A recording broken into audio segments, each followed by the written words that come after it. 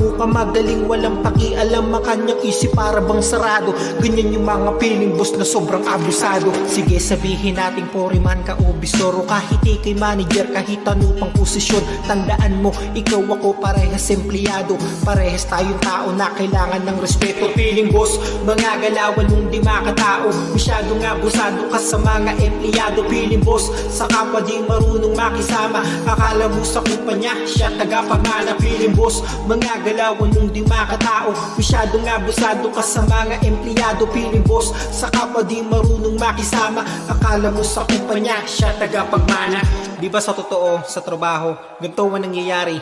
Maraming empleyado na aabuso sa atin, nagre-resign pa yung iba dahil sa pangbubuli, dahil sa mga taong iniisip lang ang sarili. Mga feeling boss sa kumpanya na grabe sobra ang ugali, mas pangit pa ang ugali kaysa sa tunay na may-ari.